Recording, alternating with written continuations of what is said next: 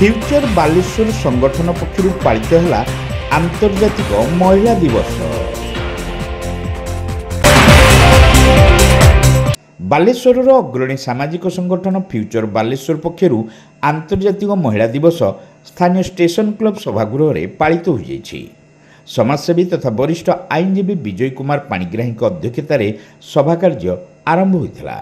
एथिरे ओडिशार विशिष्ट साहित्यिक तथा गाल्पिका डॉक्टर झरणा पट्टनायक मुख्य अतिथि भाव जोग देथिबा बेले विशिष्ट साहित्यिका तथा अवसरप्राप्त अध्यापिका डॉक्टर प्रभात नलिनी महापात्र, ध्वनि प्रतिध्वनि खबर कागज और सागरिका पत्रिकार संपादिका शैलेन्द्री साहू, फकीरमोहन स्वयंशासित महाविद्यालय पदार्थ विज्ञान professor doctor Mousumi Das Pattanayak, Saint Johns nursing college अध्यक्षा जेनिफर बारी और आईनजीवी ज्योत्स्ना महांती प्रमुख सम्मानित अतिथि भाव जोगदे भावगर्भक वक्तव्य प्रदान सह महिला दिवस पालन तात्पर्य संपर्क में आलोचना करते।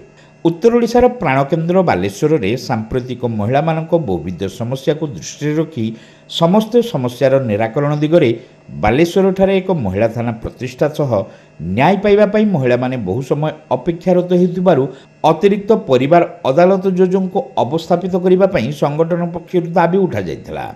आज दिनटी बहुत भल दिन। ईश्वर को सृष्टि रे पुरुष महिला आपण माने जानिचंती दुई जन को जाकर सृष्टि करा जाइछि।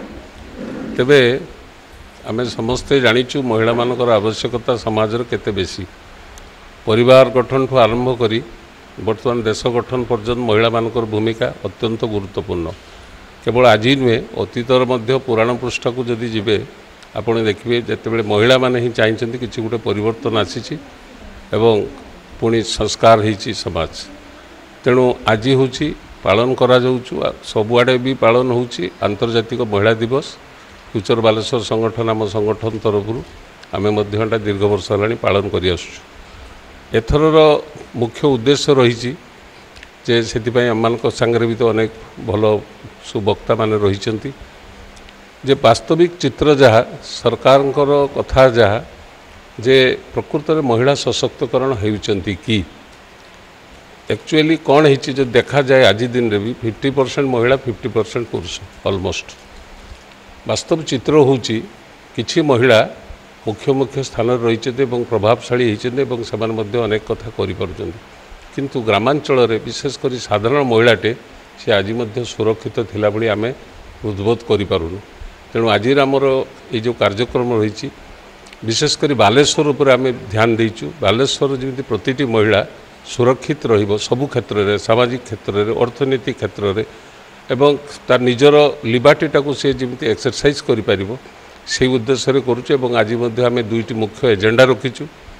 दीर्घ 14 मसीहारू आम दाबी कर आसुचु बालेश्वर गोटे महिला थाना प्रतिष्ठा करने एवं ता सांगरे वर्तमान समय रे जेहेतु मीडिया भाई मानकर उद्यम फल समस्ते चाहूँगी सबू कथा तांकर समस्या जहाँ सरकार पाखक आसुबा जनसाधारण जानतु से दृष्टि बालेश्वर रे अनेक माली मोकदमा बढ़ी उठुची। विशेषकर परिवार अदालत जो होती गोटे द्वितीय गोटे एक्सटेंशन परिवार अदालत माने गोटे एडिशनल फैमिली जज आउ जन को अवस्थापित करने सरकार पाखे दाबी करने आज आम दुईटा एजेंडा रखीचु एवं ता संगे रखीचु जे वास्तव चित्र जहाँ जहाँ कह जाउची सरकारी स्तर में से जिनस लोक पाखे उपलब्ध करने आज याकार आमर ये प्रयास एवं आम आशा करुचु आपण मान जरिया सरकार मध्य आम कथा शुणिबे एवं आमटा को गंभीरतार सह विचार करी आगामी दिन में बालेश्वर रे महिला थाना गोटे प्रतिष्ठा करेंगे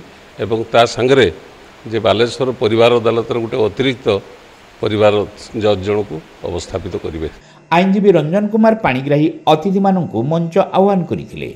अन्य मानक मध्यरे यशोधरा दास, चित्रा पात्र, बीणापाणी राउत, प्रियप्रणा पाणिग्राही, सुनीता सह, मधुस्मिता नायक, वंदना घड़ई, छबिराणी नंद, शुभस्मिता पात्र, सरोजिनी विश्वाल, सुमति घड़ई, रंजिता महांती, दमयंती महाकुड़, विधानचंद्र राय, साहित्यिक सृष्टिधर परिड़ा, गोविंद चंद्र भोई, सत्यनारायण रणा, आईनजीवी सत्यजित मिश्र, समाजसेवी सत्येन्द्र दास, मृत्युंजय जेना, सौम्यरंजन पात्र, मृत्युंजय त्रिपाठी, भवानी शंकर पंडा, कैलाश दास प्रमुख यह कार्यक्रम में उपस्थित थिले।